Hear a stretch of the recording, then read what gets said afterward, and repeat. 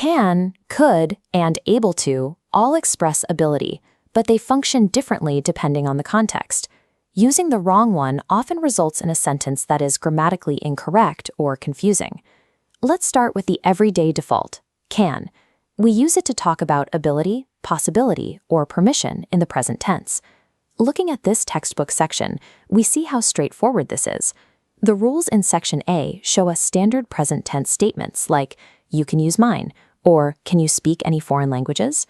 While can is reliable, its utility is limited to the present tense. To shift the timeline, we have to reach for a different tool. So what happens when we need to express ability in a complex tense, like the present perfect?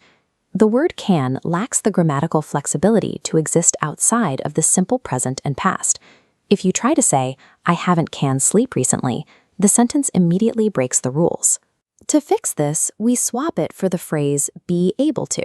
Because be is a regular verb, it can change into any tense we need. Now, I haven't been able to sleep recently works perfectly. This textbook page highlights what happens when we move to the simple past tense.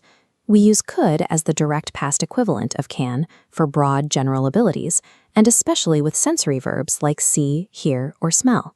Moving across different time frames forces us to swap our tools.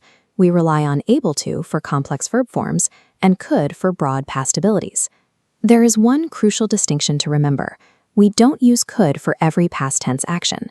We have to separate a general past ability, a skill you had at any time, from a specific isolated victory. When you succeed in one specific situation, you must use was able to, were able to, or managed to. On this exercise sheet, we can see this play out. In the top half, we are dealing with basic fill-in-the-blanks where can and be able to resolve standard tense issues. To see if that distinction is clear, we're going to look at an example that requires choosing between a general ability and a specific success. Read question 5. There was a small fire in the kitchen, but fortunately I put it out.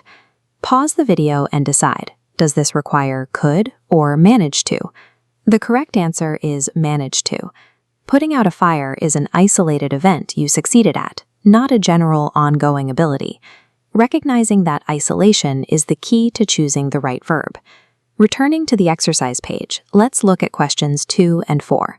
Unlike positive statements, the negative form is simpler.